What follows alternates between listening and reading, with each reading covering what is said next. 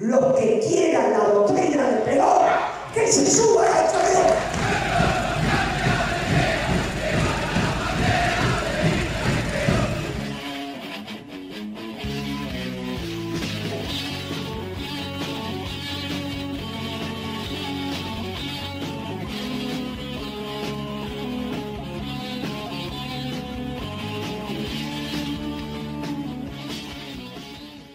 Buenas tardes, estamos acá en el departamento de Lavalle, o Lavalle, como diría los porteños, en Mendoza, y ni más ni menos que con el licenciado Guillermo Moreno.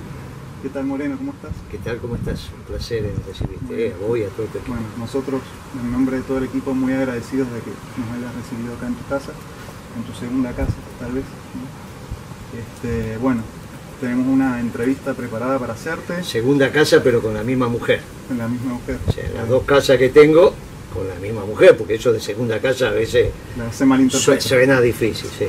Bien, entre los compañeros hemos elaborado una entrevista para un par de preguntas para hacerte. Consiste en 10 preguntas, puede que se agregue alguna que otra, pero eso es la idea.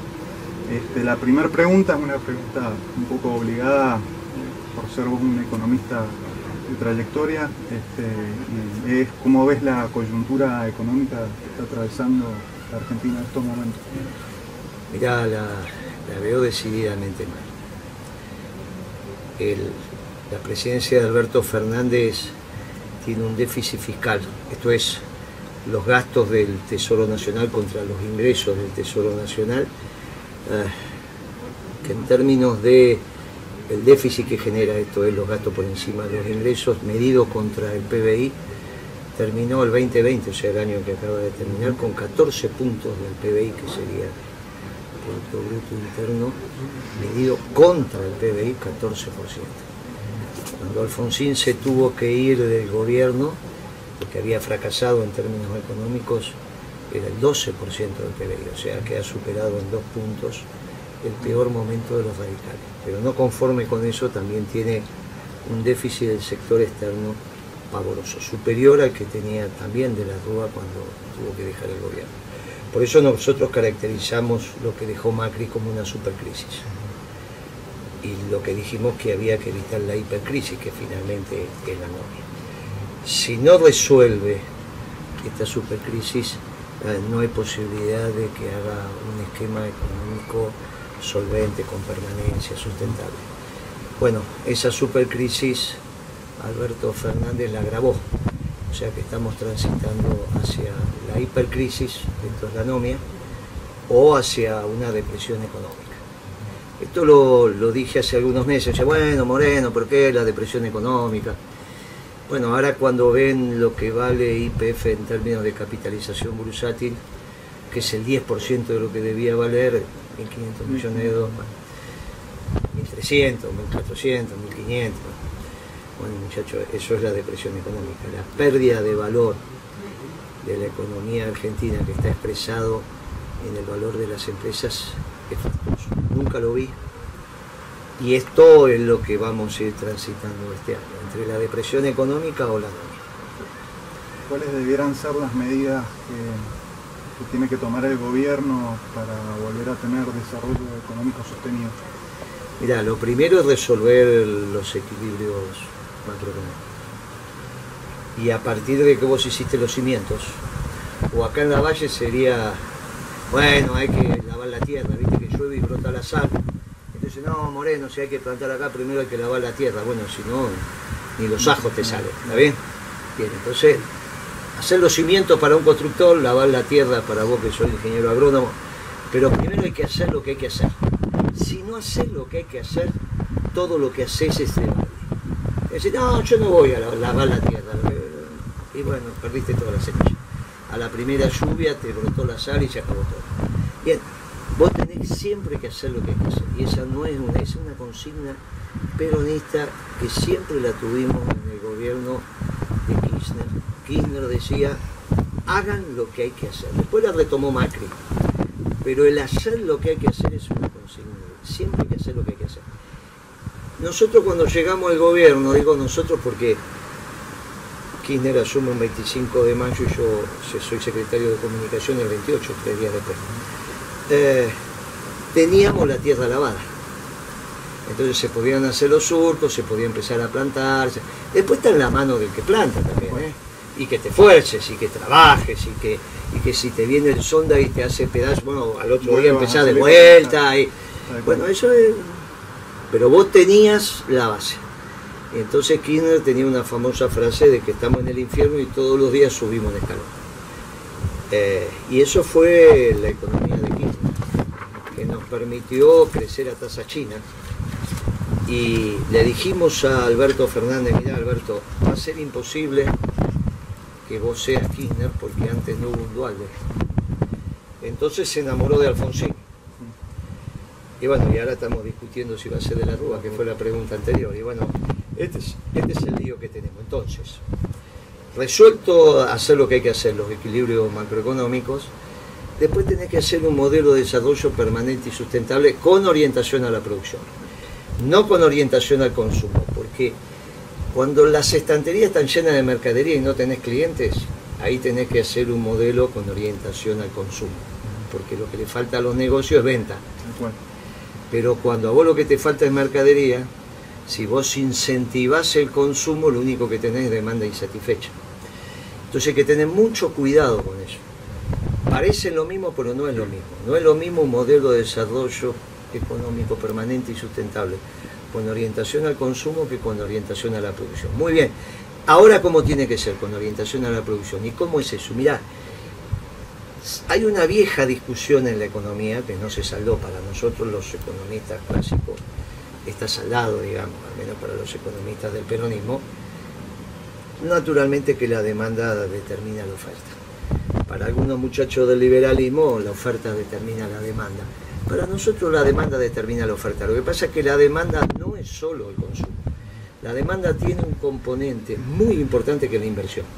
La inversión tiene la virtud de que cuando se empieza, cuando vos decidís invertir es demanda, porque te compras la finca, te compras el camión, empezás a sembrar, todo eso vos demandás en el mercado para hacer tu negocio.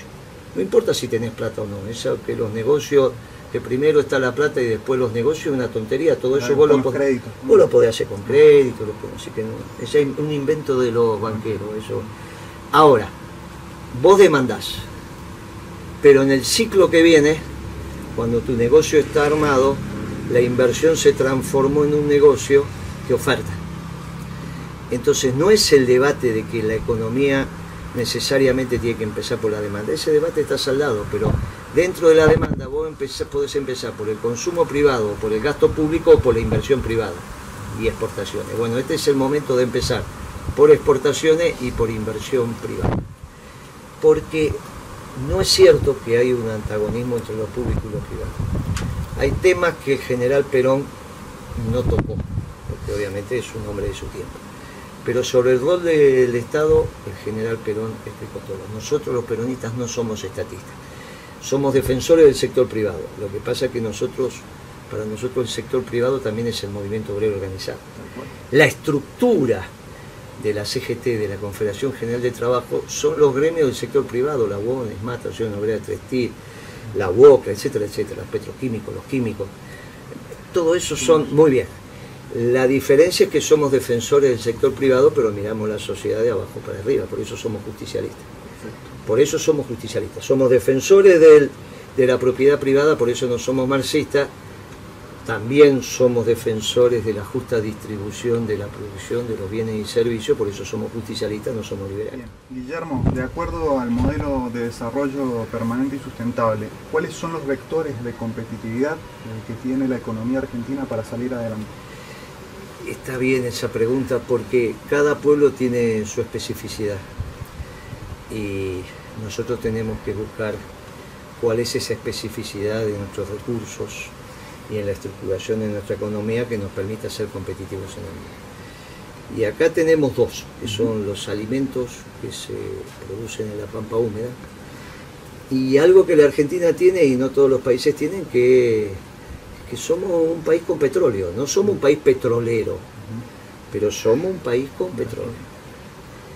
petróleo que nosotros, que no es de los petroleros, el petróleo es de la Argentina, no es de los petroleros. Los petroleros lo que hacen es explotarlo, o sea, sacarlo de abajo de la tierra y de acuerdo al proceso terminan los combustibles que vos utilizás, sea como molécula o sea como electrones, porque hay una máquina ahí que se llama generador, que le pones molécula por un lado, le pones energía fósil por un lado de alguna manera y salen electrones que viajan y se llama electricidad. Por eso la matriz energética en realidad es una, va desde lo fósil hasta donde vos quieras. Pero la Argentina tiene fósil, tiene energía fósil. Y cuidando el ambiente y haciéndolo sustentable, nosotros tenemos que utilizar ese vector, porque cuando vos mirás el mapa mundi, mirás un planiferio, mirás, tomás noción de dónde está la Argentina. Obvio que para una guerra nuclear entre Rusia y Estados Unidos nos viene bárbaro donde estamos. Igual vamos a terminar muy mal, pero más tarde. Y eso está. Pero para venderle productos al mundo es un lío. Es un lío. La Argentina es todo logística. Por lo tanto, la energía, que es lo que mueve la logística, tiene que por lo menos ser competitiva en el mundo con países similares. Es muy difícil que vos tengas aquí un complejo industrial competitivo si la energía de Roca, digamos, la familia Roca, que es la que hace el acero. Para hacer el acero es más cara que en Estados Unidos. Nosotros le pusimos la cabeza así, para no decir otra cosa, a Chávez, al venezolano, para que le diera la plata de Sidor a Roca. Sidor es la empresa que estatizó Chávez, una acería que tenía. Los Roca tenían una acería ahí que hacía. Sí, una buena acería, hacía 400.000, 500.000 toneladas de acero anual. O más, en su momento de esplendor más. Bien, se la nacionaliza, era un derecho que tenía el presidente venezolano, pero te tenés que pagar. Y ahí, bueno, tanto se le dijo a Chávez que terminó pagándole 2.200 millones de dólares. O sea, más que lo que hoy vale YPF, tenemos claro, ¿no? Sí. Para tener orden de magnitud, no es tan importante saber el número exacto, sino tener orden de magnitud. Cuando yo te digo YPF 1.500 millones de dólares, después te digo que una acería en Venezuela, Chávez la pagó 2.200 millones de dólares, vos decís, che, ¿cómo es esto? Hay algo que no cierra acá, ¿está bien? Bien, lo que no cierra es YPF a 1.500 millones. Tenía que costar 15.000, que es lo que costaba. Bueno, muy bien. Esos 2.200 millones la puso en el mercado de Londres, allá los depositó. De eso, nuestros cálculos dicen que trajo para la Argentina 400 millones de dólares, hizo un tren de laminado nuevo allá en San Nicolás, laminado en frío, y 1.800 millones de dólares utilizó para hacer una planta de tubos sin costura, que hasta ese momento Techín Roca tenía una sola, que era también allá en la zona cerilla nuestra, San Nicolás, Campana, que teníamos casi, no te digo el monopolio a nivel mundial, pero éramos unos grandes abastecedores de caños sin costura. Hay que hacer un caño sin costura, porque sos ingeniero, después le explicás a la muchachada cómo se usa un caño sin costura. Yo soy agrónomo. Y bueno, viste, pero sos el que más se debería acercar a pensar cómo se hace un caño sin costura, porque los caños que nosotros conocemos tienen la costura de la soldadura, finalmente no deja de ser una chapa doblada, soldada, puede ser manual, mecánico, pero bueno, que es un caño, una chapa doblada que le hace la costura. Esto es sin costura, o sea que de alguna manera, bueno, te lo cuento si querés, ponen el tocho con mucho centrifugado y le mete a mucha velocidad, por lo tanto la fuerza centrífuga y va una mecha por adentro. Y entonces ahí lo va estirando, algo que es así termina de 6 metros. Divertido, ¿no? Pero hay que hacerlo eso. De eso la Argentina lo hace, son los pozos, son los caños que van abajo, los pozos petroleros, porque esos tienen mucha presión y entonces no puede haber costura porque se parte. Entonces esos son los caños de 6 metros que vos ves a veces en la ruta, que son de 2,5 pulgadas, me parece. Bueno, la segunda fábrica que hace Roca de caños sin costura la hace en Estados Unidos. Que es la que inaugura Macri. Viste que una vez va Macri para allá e inaugura una fábrica. ¿Cuál es el problema con Roca? Es una patria, un traidor. No, es que la energía estaba mucho más barata en Estados Unidos. Estados Unidos entraba en un boom de energía fósil, con el shale gas, el shale oil y toda esta historia. Iba a haber una demanda enorme de tubos sin costura, él tenía 1.800 millones de dólares vivos, se fue allá. E hizo una fábrica competitiva de la de acá. Ahora, nosotros no le dimos a Roca la energía, que es el acero. Carbón, hierro y energía. En una olla gigante que dicen alto horno, que eso no importa, después le meten sal y pimienta y salen distintos tipos de acero. Esto que parece ridículo, bueno, es mucho más complejo, pero es así. Ahora, la energía es un elemento básico para que vos tengas mecánica competitiva con el mundo. Si vos no tenés energía competitiva con la de Estados Unidos, el aluminio que sale de Alvar es caro. Si tenés aluminio caro, ¿cómo vas a tener autopartes baratas? Perfecto. Bueno. Entonces la energía es uno. Eso del lado de la oferta. Del lado de la demanda, vos le tenés que recuperar al pueblo argentino la relación ingresos populares, precio de la comida que tuvimos allá por el 2007-2008. Porque entonces, a ese valor de ingreso popular, sueldo, salario, jubilaciones, pensiones, cuando vos comprás la comida te sobra plata. Y si te sobra plata vas a la peluquería, te compras una camisa, te vas de vacaciones, comprás los ladrillos que te faltan, comprás más gallinas. Incentivar de consumo. Ahora, si es lo que pasó con Macri, que aumentás la comida y no te queda entonces una moneda después de comprar la comida, pasa lo que le pasó a Macri. Eso le gana a la oligarquía. Entonces lo que vos tenés que hacer es utilizar los dos vectores de competitividad. La comida, ¿de dónde? Y de la pampa húmeda. ¿Por qué? Y porque tenés una tierra extraordinaria.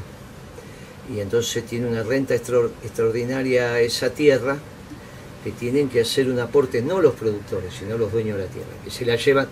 Los dueños de la tierra en la pampa húmeda se llevan 1/3 de la producción. Parece un régimen feudal, más que un régimen de capitalista moderno. Por eso uno dice, mire, el peronismo tiene que irrumpir en la pampa húmeda con el capitalismo moderno y hay que terminar con este régimen feudal. Por eso decimos, somos muy respetuosos de la propiedad privada, pero no me vengan con un régimen feudal, porque el capitalismo es posterior al feudalismo. Vos tenías un señor que era el dueño de la tierra, son los oligarcas, y vos tenías el siervo de la gleba, que trabajaba esa tierra y le pagaba el alquiler con producto. ¿No es eso? Bueno, era lo mismo. Ahora es exactamente lo mismo. El alquiler es 1/3 de la producción. Bueno, claro, si vos cuando comprás la comida no solo tenés que pagar el costo primo de la producción, esto es el trabajo, los ingenieros agrónomos, el contratista, más la ganancia del productor, sino que encima en el litro de leche, claro, en el litro de leche vos tenés que pagar el alquiler de la tierra, que es 1/3 de la producción de leche. Bueno, no, entonces tenemos un lío bárbaro. Entonces tenés la leche cara. Y ahí tenemos un problema muy serio, porque la leche cara te genera pobreza. Y eso lo tienen que entender los terratenientes. Lo están empezando a entender y a mí me parece que sí. Por eso ya tuvimos reuniones con la sociedad rural de la provincia de Buenos Aires con un hecho inédito. Un hecho inédito. Yo creo que nos vamos a ir poniendo de acuerdo. Guillermo, de acuerdo al modelo de desarrollo permanente y sustentable, ¿cuáles son los vectores de competitividad que tiene la economía argentina para salir adelante? Está bien esa pregunta, porque cada pueblo tiene su especificidad y nosotros tenemos que buscar cuál es esa especificidad de nuestros recursos y en la estructuración de nuestra economía que nos permita ser competitivos en el mundo. Y acá tenemos dos, que son los alimentos que se producen en la pampa húmeda y algo que la Argentina tiene y no todos los países tienen, que somos un país con petróleo. No somos un país petrolero, pero somos un país con petróleo. Petróleo que nosotros, que no es de los petroleros, el petróleo es de la Argentina, no es de los petroleros. Los petroleros lo que hacen es explotarlo, o sea, sacarlo de abajo de la tierra y de acuerdo al proceso terminan los combustibles que vos utilizás, sea como molécula o sea como electrones, porque hay una máquina ahí que se llama generador, que le pones molécula por un lado, le pones energía fósil por un lado, de alguna manera, y salen electrones que viajan y se llama electricidad. Por eso la matriz energética en realidad es una, va desde lo fósil hasta donde vos quieras. Pero la Argentina tiene fósil, tiene energía fósil. Y cuidando el ambiente y haciéndolo sustentable, nosotros tenemos que utilizar ese vector, porque cuando vos mirás el mapa mundi, mirás un planiferio, tomás noción de dónde está la Argentina. Obvio que para una guerra nuclear entre Rusia y Estados Unidos nos viene bárbaro donde estamos. Igual vamos a terminar muy mal, pero más tarde. Y eso está. Pero para venderle productos al mundo es un lío. Es un lío. La Argentina es todo logística.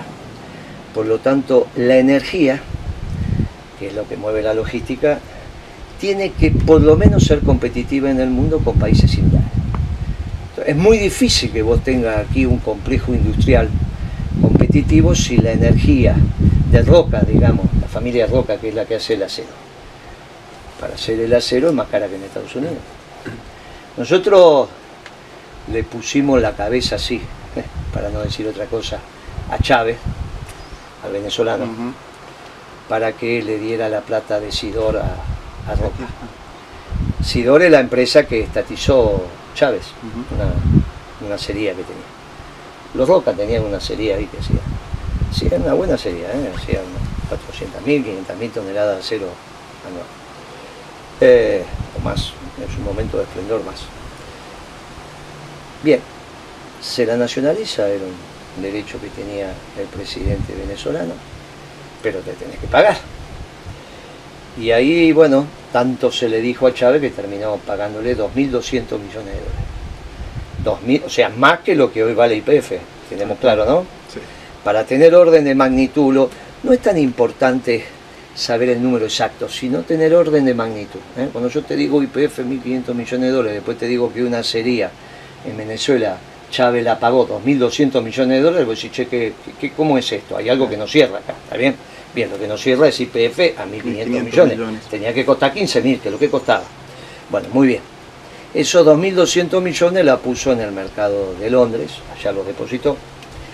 De eso, nuestros cálculos dicen que trajo para la Argentina 400 millones de dólares, hizo un tren de laminado nuevo allá en San Nicolás, laminado en frío, y 1.800 millones de dólares utilizó para hacer una planta de tubos sin costura, que hasta ese momento Techín Roca tenía una sola, que era también allá en la zona acerera nuestra, San Nicolás, Campana, que no teníamos casi, no te digo el monopolio a nivel mundial, pero éramos unos grandes abastecedores de caños sin costura. Hay que hacer un caño sin costura, porque sos ingeniero, después le explicás a la muchachada cómo hacer un caño sin costura. No tengo ni idea, yo soy agrónomo. Y bueno, ¿viste? Pero sos el que más se debería acercar a pensar cómo se hace un caño sin costura, porque los caños que nosotros conocemos tienen la costura de la soldadura, finalmente no deja de ser una chapa doblada, soldada, puede ser manual, mecánico, pero bueno, que es un caño, una chapa doblada que le hace la costura. Esto es sin costura, o sea que de alguna manera, bueno, te lo cuento si querés, ponen el tocho con mucho centrifugado y le mete a mucha velocidad, por lo tanto la fuerza centrífuga, y va una mecha por adentro. Mira. Y entonces ahí lo va estirando, algo que es así termina en 6 metros. Divertido, ¿no? Pero hay que hacerlo eso. De eso la Argentina lo hace, son los pozos, son los caños que van abajo en los pozos petroleros, porque esos tienen mucha presión y entonces no puede haber costura porque se parten. Entonces esos son los caños de 6 metros que vos ves a veces en la ruta, que son de 2,5 pulgadas, me parece. Bueno, la segunda fábrica que hace Roca de caños sin costura la hace en Estados Unidos, que es la que inaugura Macri. Viste que una vez va Macri para allá e inaugura una fábrica.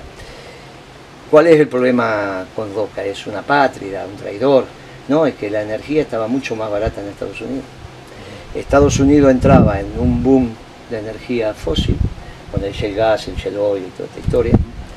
Iba a haber una demanda enorme de tubos sin costura, él tenía 1.800 millones de dólares vivos. Se fue allá. Se fue allá. E hizo una fábrica competitiva de la de acá. Ahora, nosotros no le dimos a Roca la energía. ¿Qué es el acero? El carbón, sí. Hierro, sí. Y energía. En una olla gigante que dicen alto horno, que yo, no importa, después le meten sal y pimienta y salen distintos tipos de acero. Esto que parece ridículo, bueno, es mucho más complejo, pero es así. Ahora, la energía es un elemento básico para que vos tengas mecánica competitiva con el mundo. Si vos no tenés energía competitiva con la de Estados Unidos, el aluminio que sale de Aluar es caro. Si tenés aluminio caro, ¿cómo vas a tener autopartes baratas? Perfecto. Bueno, Entonces la energía es uno. Eso del lado de la oferta. Del lado de la demanda, vos le tenés que recuperar al pueblo argentino la relación ingresos populares, precio de la comida que tuvimos allá por el 2007, 2008. Porque entonces, a ese valor de ingreso popular, sueldos, salarios, jubilaciones, pensiones, cuando vos comprás la comida te sobra plata. Y si te sobra plata vas a la peluquería, te compras una camisa, te vas de vacaciones, compras los ladrillos que te faltan, compras más gallinas. incentivas el consumo. Ahora, si es lo que pasó con Macri, que aumentás la comida y no te queda entonces una moneda después de comprar la comida, pasa lo que le pasó a Macri. Solo gana la oligarquía. Entonces lo que vos tenés que hacer es utilizar los dos vectores de competitividad. La comida, ¿de dónde? Y de la pampa húmeda. ¿Por qué? Y porque tenés una tierra extraordinaria. Y entonces tiene una renta extraordinaria esa tierra, que tienen que hacer un aporte no los productores, sino los dueños de la tierra, que se la llevan. Los dueños de la tierra en la pampa húmeda se llevan 1/3 de la producción. Parece un régimen feudal, más que un régimen capitalista moderno. Por eso uno dice, mire, el peronismo tiene que irrumpir en la pampa húmeda con el capitalismo moderno y hay que terminar con este régimen feudal. Por eso decimos, somos muy respetuosos de la propiedad privada, pero no me vengan con un régimen feudal, porque el capitalismo es posterior al feudalismo. Vos tenías un señor que era el dueño de las tierras, son los oligarcas, y vos tenías el siervo de la gleba, que trabajaba esas tierras y le pagaba el alquiler con productos. ¿No es eso? Tal cual. Bueno, ahora es lo mismo. Ahora es exactamente lo mismo. El alquiler es 1/3 de la producción. Bueno, claro, si vos cuando comprás la comida no solo tenés que pagar el costo primo de la producción, esto es el trabajo, los ingenieros agrónomos, el contratista, más la ganancia del productor, sino que encima en el litro de leche, claro, en el litro de leche vos tenés que pagar el alquiler de la tierra, que es 1/3 de la producción de leche, bueno, no, entonces tenemos un lío bárbaro. Entonces tenés la leche cara, y ahí tenemos un problema muy serio, porque la leche cara te genera pobreza, y eso lo tienen que entender los terratenientes, lo están empezando a entender, y a mí me parece que sí, por eso ya tuvimos reuniones con la sociedad rural de la provincia de Buenos Aires, con un hecho inédito, un hecho inédito. Yo creo que nos vamos a ir poniendo de acuerdo, nos vamos a encontrar. Bien, teniendo en cuenta estos vectores que tiene la economía argentina de competitividad, ¿tiene futuro el Mercosur? Y además quisiera preguntarte cómo debiera interpretarse la pérdida de competitividad o de protagonismo de la economía argentina en la región respecto a Brasil. Mira, ahí tenemos un tema con los viejos compañeros que iniciaron desde su concepción lo que ellos llamaban las Repúblicas Unidas de América del Sur. Estamos hablando, mire, en la gesta sanmartiniana iba desde Venezuela, pasando por la Gran Colombia, Ecuador, Perú, Chile, Bolivia, Paraguay, Argentina, Uruguay. Casualmente con Brasil había un debate. También eso tiene que ver con lo lusitano y lo español, bueno, puede ser, pero ahí viene la historia de Portugal y que la relación de Portugal con los ingleses, viene una serie de interpretaciones. Hay algunos compañeros, sobre todo afincados en los uruguayos, con algunos de los nuestros, Mentor Ferrey y algunos compañeros nuestros, que retoman ese tema y son grandes impulsores del Mercosur, porque lo ven como el embrión de esta América del Sur. Claro que ahí tenemos un tema sobre qué hacemos con la expansión industrial argentina y si Argentina está en condiciones de desechar un complejo industrial que agote su fuerza de trabajo. Porque la diferencia central con Nueva Zelanda, Australia, y que muchas veces eso está en la picota, es que hay 15 millones, en el caso con Australia, casi 15 millones de habitantes más, y no agotás la fuerza de trabajo solamente con el sector primario y aunque hagas agroindustria, no te alcanza. Argentina tiene un fuerte sector primario, lo tiene que utilizar a full, la agroindustria también, pero tiene que tener un componente industrial importante, si no va a tener también una desocupación importante. Y entonces el Mercosur hay que realinearlo en esos términos, porque quedó desordenado. La sociedad rural acepta el Mercosur porque contra la resignación de la industria en Argentina en favor de Brasil, Brasil se compromete a comprar el trigo 10% más caro. Es algo que no se sabe, salvo ahora cuando Brasil empieza. El compromiso es, bueno, resignamos complejo industrial y vos me comprás productos primarios más caros. Bueno, sobre todo el trigo. Bueno, estamos en un lío con eso, ¿eh? Estamos en un lío. Hay que repensarlo el Mercosur. Y este es un buen momento para repensarlo. Sí creo que no hay desarrollo regional argentino si te peleas con Paraguay, con Bolivia, con Perú, con Chile, con Ecuador, con Colombia. El eje histórico argentino es el eje sanmartiniano, Caracas, Lima, Buenos Aires. Y sobre eso, obviamente, Uruguay, Paraguay, Bolivia son países hermanos naturales de la Argentina.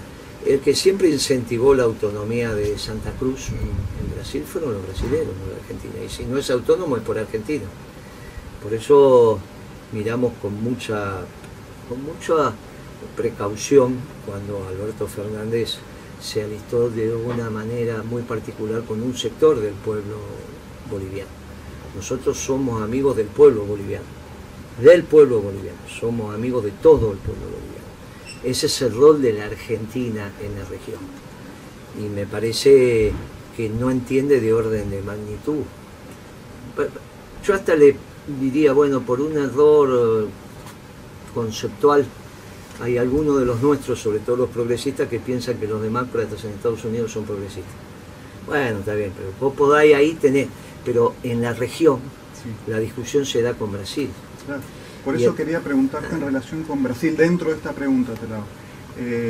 Digamos, el avance de la frontera agrícola que ellos pueden lograr hacer hacia los cerrados, hacia el oeste, y además la reforma laboral del 2017 no juega muy en contra de nuestra economía, porque nosotros nos vamos al oeste, como vos ya has dicho, nos vamos a tierras menos fértiles, pero a su vez con menos agua.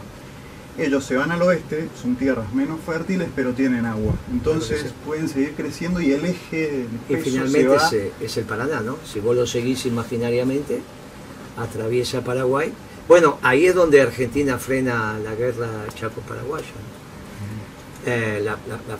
La guerra de Chaco boliviano con Paraguay se frena cuando Paraguay le quiere tomar el puerto que es la salida al Paraná. Y ahí se mete Argentina y dice, bueno, firma la paz, ¿no? Se firmó en el Ministerio de Economía. Insisto con esto, nosotros somos amigos del pueblo paraguayo, somos amigos del pueblo uruguayo, somos amigos del pueblo boliviano.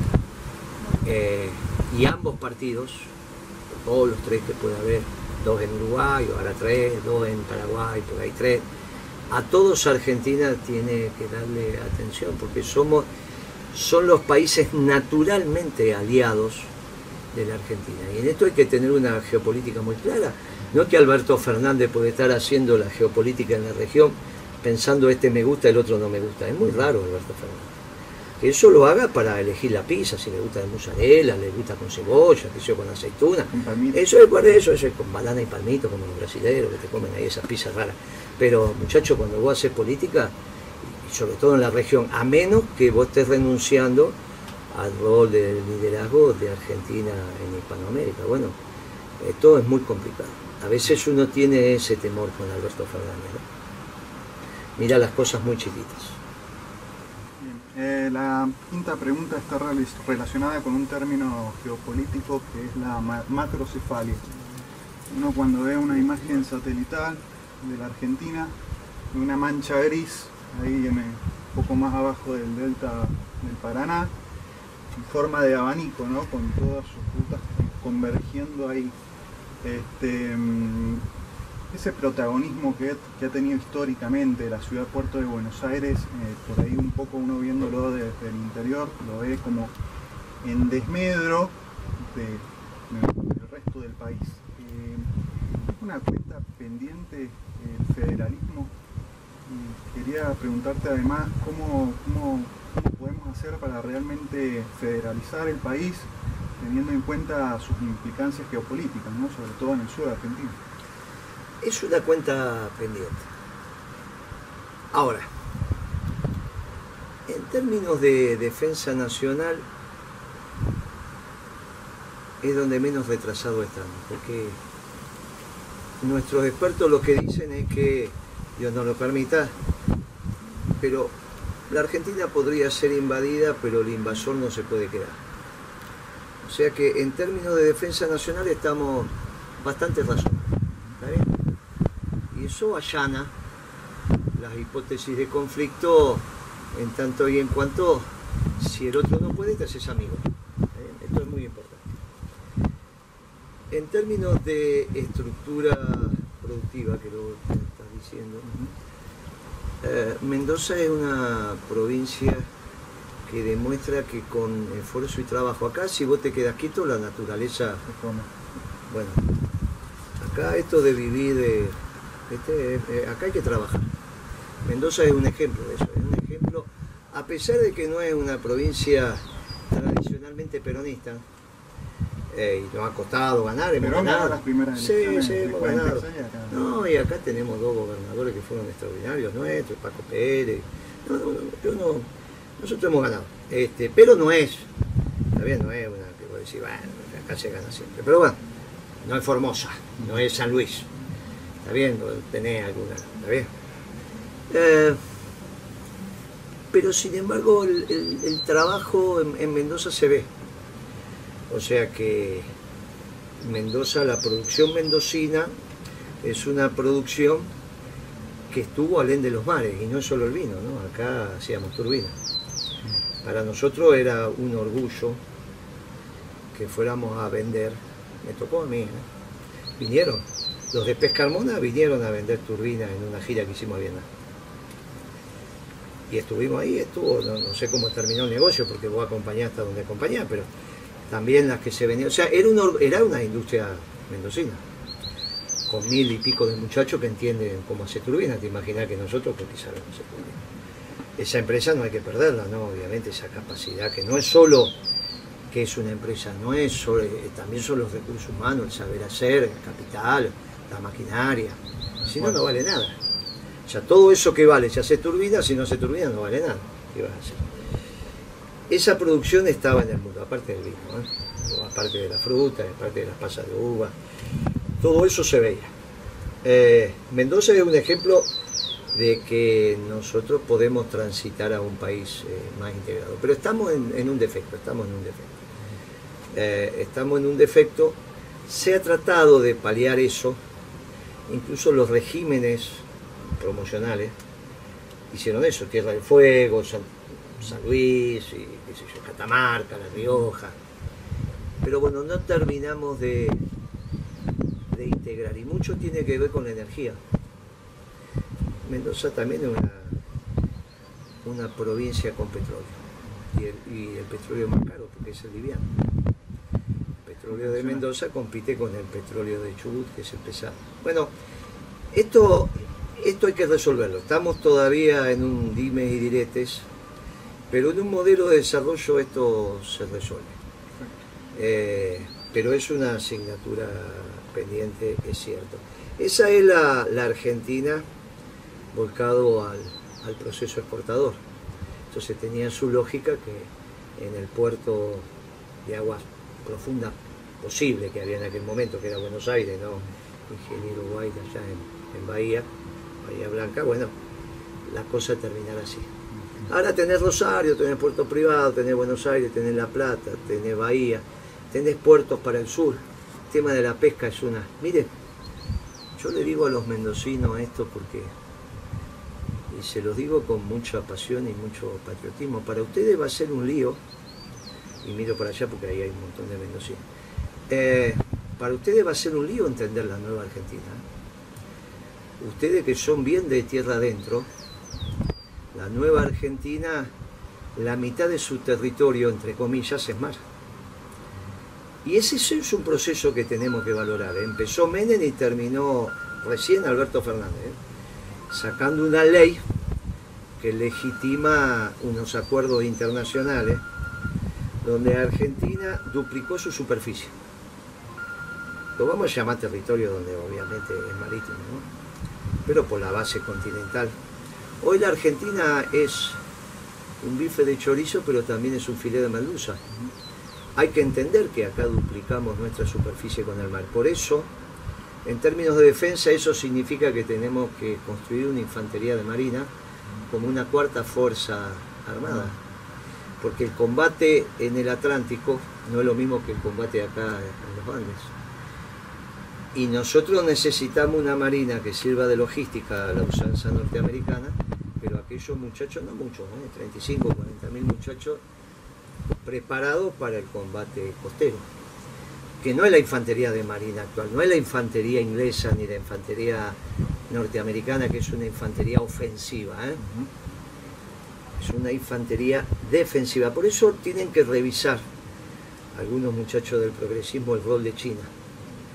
Mire, China va a defender sus intereses mundiales, y vamos a hablar de China potencia, cuando esté en condiciones de tener una infantería de marina que resguarde sus intereses más allá de su territorio.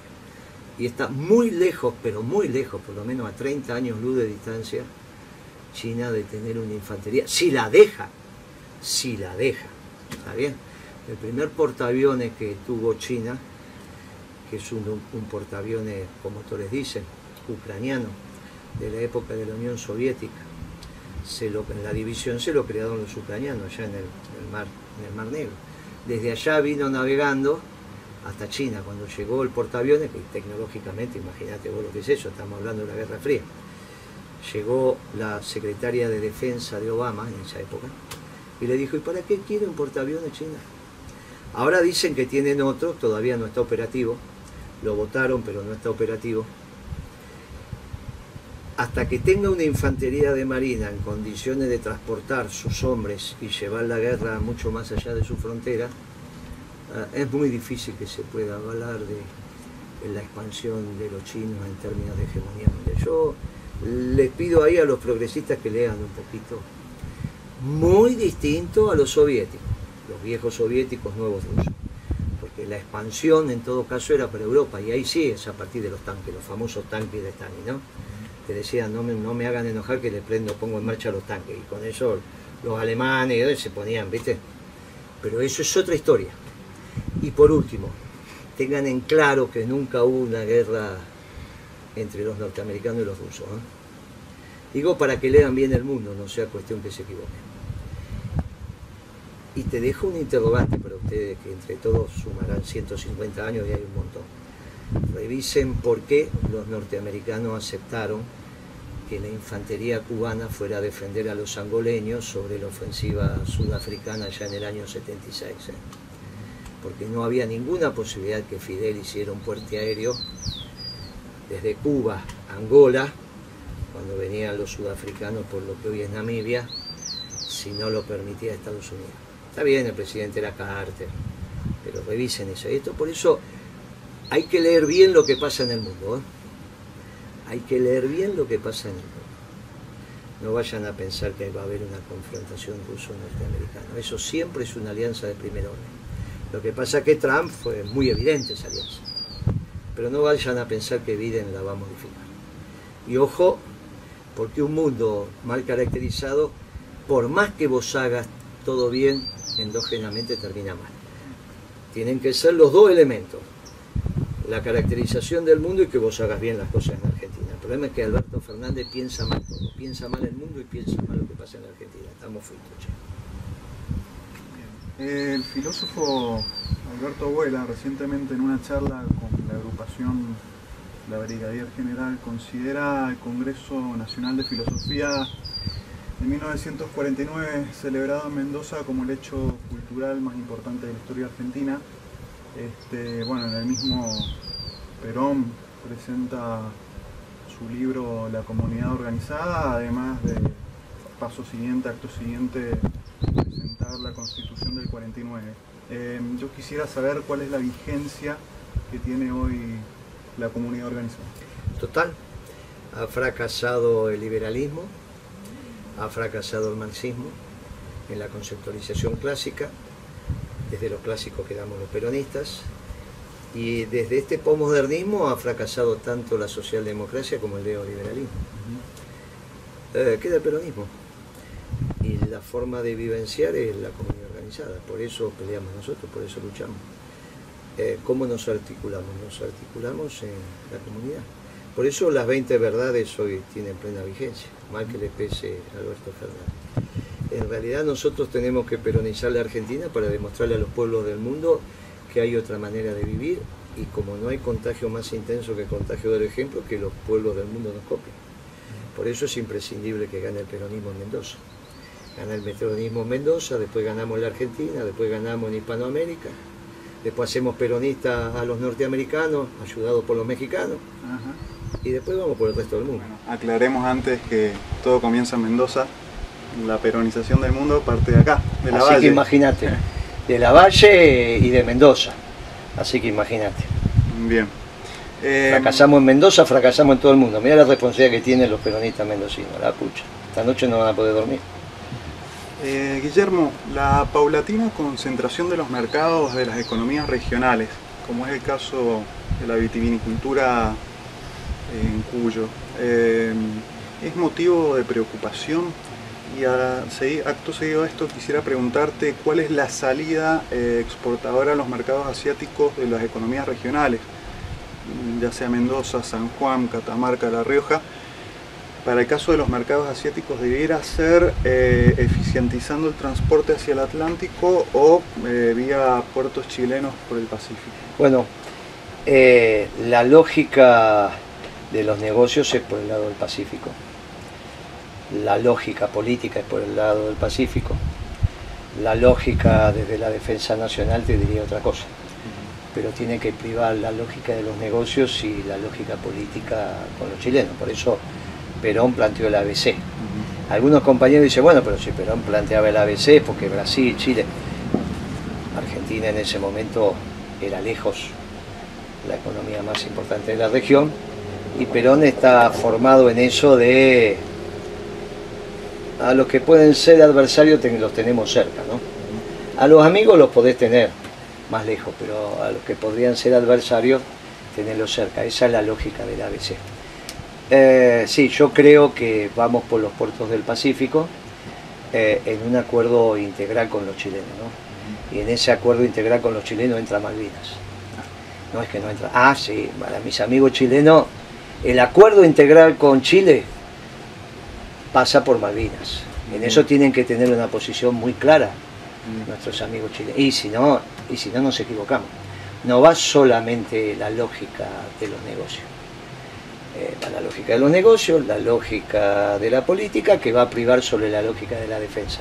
Pero la lógica de la política va sobre Malvinas. Y eso tiene que ser muy claro, porque tiene que ver con la pertenencia antártida también, que ahí tenemos una discusión con los chilenos, pero nos vamos a poner de acuerdo. Pero sí sobre Malvinas, eso tiene que ser contundente, claro y preciso. Así que los quiero escuchar. Claro, para eso tenés que poner como eje el tema Malvinas. Yo jamás hubiese hecho lo de la vacuna inglesa, en este caso del COVID. Tenemos la rusa, la china, la norteamericana, la china, tenemos todas. Es que la confrontación con los ingleses es integral, usurparon están en nuestra casa. Y no lo podemos sacar por la fuerza, ni queremos sacarlo por la fuerza, ni pretendemos, pero devolveme la casa, devolveme lo nuestro. Y bueno, y entonces tenías toda la posibilidad de ir a decirle a los españoles, mire, no compren a ustedes le tienen Gibraltar, nosotros no tienen Malvinas, nos ponemos de acuerdo que no compramos la vacuna inglesa, y hace eso un poco el barullo. No te digo que por eso te van a devolver ni Gibraltar ni las Malvinas, pero le demostrás una voluntad, y aparte le decís al pueblo que si hubo argentinos, compatriotas que murieron defendiendo la tierra, no, que ay, yo me curo con una vacuna, está lo mismo. No, muchachos. Hasta en el menor atisbo se hace conciencia nacional. Por eso a la patria se la quiere todo el tiempo. Vos sos patriota porque te educaron patriota en tu casa. La primera que te hizo amar a la patria fue tu mamá. Después la escuela, después tu papá, después tus compañeros, pero la primera fue tu mamá. No hay hijos patriotas de madres que no fueron patriotas. Tendría que y ver nosotros sacamos hijos patriotas de madres que quizás no nacieron en la Argentina. Pero la Argentina enamora, es igual que el peronismo. Sería una guerra semántica, podríamos decirlo, en vez de bélica. Bueno, es fijar posiciones y vas haciendo ahí las alianzas que corresponden. En relación con la primera pregunta, la concentración del mercado en las economías regionales, teniendo en cuenta que en los últimos 10 años el INB dijo que hay 100 bodegas que se han perdido, al menos en Mendoza, desaparecido. Había una cierta concentración en la industria. Claro, vos no estás hablando de la concentración regional. Claro. No estás regional. incentivando que tomemos vinos patagónicos. No. Claro, la pregunta es, dentro de la región se están concentrando en pocas manos. Sí, tal cual. En realidad tiene eso que ver con la centralización y concentración del capital, según contaron el filósofo alemán allá en el siglo XIX con las ideas marxistas. Mirá, el problema de esto es que dejan de ser rentables los negocios. La concentración se da cuando vos empezás a disminuir la capacidad de acumular capital en las unidades de producción más pequeñas. Y eso pasa cuando la economía empieza a tener problemas. Los primeros que empiezan a tener problemas son los pequeños y los medianos. Entonces vos estás en un proceso donde los pequeños y medianos la pasaron mal desde el 14 en adelante, otros dirán desde el 15 o 16 en adelante, bueno, es para discutir. Algunos dirán esto empezó con Kicillof y otros dirán esto empezó con Macri, lo discutimos. Pero la realidad es que vos estás viviendo ese proceso, porque obviamente los pequeños y los medianos son los que sufren más la falta de rentabilidad en la economía. Pero ojo que si eso perdura, cuando caen los grandotes te hacen un lío bárbaro. Te hacen un lío bárbaro, que es lo que está pasando con YPF y las grandes empresas. Porque finalmente cuando la economía no es rentable, esto es cuando el sol sale, rentabilidad sale para todo. Y cuando el sol se empieza a dejar de brillar, ¿viste? Vos decís, se pone por el occidente, cuando el sol se empieza a poner, vos decís, mirá, a los primeros que dejan de tomar sol son los pequeños, los medianos, porque bueno, los grandes se le empiezan a quedar con... Y es lo que ves con los supermercados, los hipermercados, con los proveedores. No, pero ¿por qué esa negociación tan exigente? Y porque en realidad ellos empiezan a ver que tienen que dejar la heladera prendida, que la electricidad, que esto, y la rentabilidad de Coto y compañía también empieza a achicar y entonces van, el pez grande se come hasta que, mirá lo que pasó con Walmart y lo que está pasando con Carrefour. ¿Por qué no pasa con Coto? Y por algo que vos dijiste antes, que el ojo del amo engorda el ganado. Pero estos que piensan que los hipermercados se la están llevando en pala, que expliquen por qué se vendió Walmart entonces. ¿Qué es lo que pasa con Carrefour? Yo miré los balances de Carrefour, ojo que no todo lo que brilla es oro. Claro, llega un momento en que la falta de rentabilidad va para todo tipo de industria al margen del tamaño. Y esto es lo que vas a ver. Cuando vos haces una economía rentable, también sale el sol para las pequeñas y medianas. Y la economía peronista es que fundamentalmente empiece a salir el sol por abajo. ¿Nosotros qué le decimos a Techín? Lógicamente que necesitamos Techín. Pero cuando arrancamos ponemos la atención en los talleres. ¿Qué dicen los liberales? Porque yo sé que si pongo la atención en los talleres, llego a Techín, porque es el proveedor de insumos. ¿Qué me dicen los liberales? No, empecemos por Techín que después derrama. Y yo me lo quedo mirando y le digo, déjate joder, sí. Eso no derrama nunca. Cuando está por derramar me aumentan la copa, ¿viste? Me la hacen más grande. Yo soy defensor de Techín. Pero déjame empezar la política económica por los talleres. Que vamos a llegar a Techín sin ninguna duda. Guillermo, ¿desde qué óptica tenemos que interpretar los fenómenos de índole secesionista tan perjudicial para los pueblos como es el caso reciente de Malargüe, del Mendoexit, perdón? Lo de Malargüe también es un tema, pero es un tema de los mendocinos. Sí, es un tema de los mendocinos que ustedes me van a enseñar ahí cómo van a resolver ese tema. No, lo de el exit de Mendoza que planteó un diputado radical, la verdad que no sé, es medio extraño. Sobre todo porque los radicales tienen una visión nacional, un poco arcaica, pero es raro. Si lo hubiese planteado... Mirá, le contestó Escribano de La Nación, no sé si ustedes lo leyeron. La Nación hizo... Yo le aconsejo que lo busquen. Es un sábado, viste que La Nación en la semana saca tamaño tabloide, o sea, como Clarín, pero los fines de semana siguen su tamaño tradicional, eso que no te daban los brazos para leer. Y ahí le escribió toda una página a Escribano, que es un artículo que dice de Godoy Cruz al nombre del diputado que ni lo voy a nombrar. Y entonces Yo digo que lo lea. Me llamó la atención, La Nación contestó, obviamente el peronismo no comulga, nosotros somos un solo pueblo, una sola bandera, un solo himno, un solo ejército en términos de Fuerzas Armadas, una sola educación. Tenemos los criterios fundacionales, un solo correo, oficial, en mano del Estado, en fin, ese tipo de situaciones.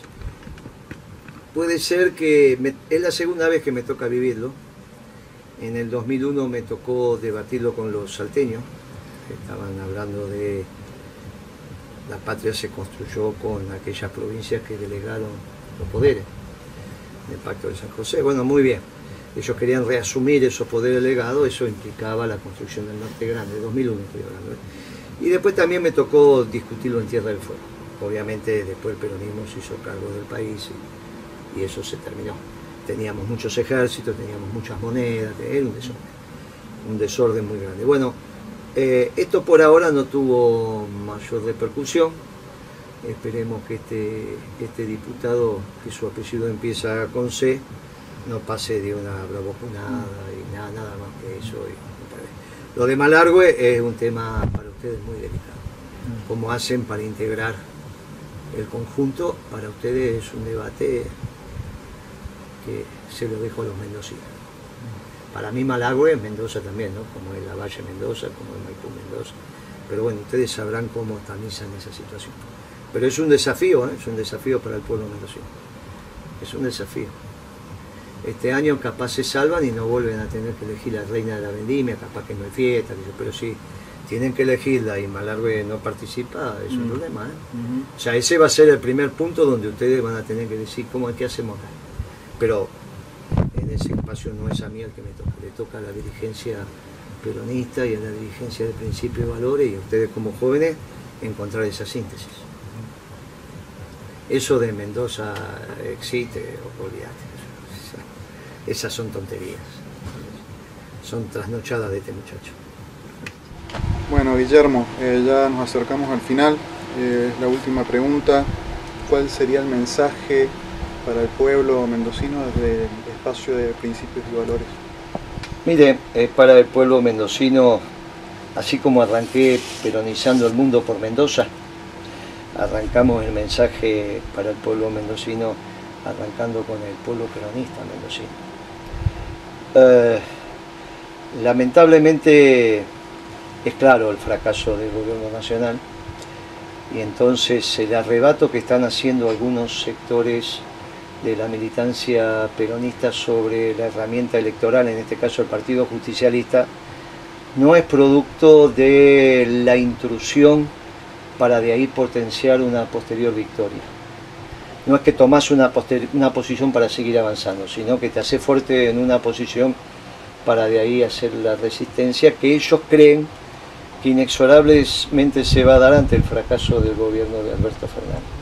Massa ya salió en los medios, se va a dedicar a los negocios, siguiendo los pasos de otro noble mendocino, que yo no juzgo, estoy diciendo que es correcto, digo, es un camino a seguir. Massa se resguarda como hombre de negocio hasta más ver, y estas estructuras juveniles importantes, con mucha militancia, van sobre las estructuras partidarias tipo búnker para resguardarse. Lo que pasa en Mendoza pasa en la provincia de Buenos Aires.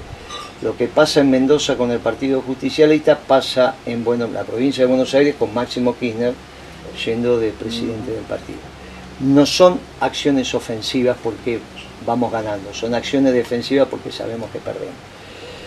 Entonces tiene que emerger una propuesta profundamente doctrinaria, porque el Partido Justicialista no va a llevar una propuesta doctrinaria.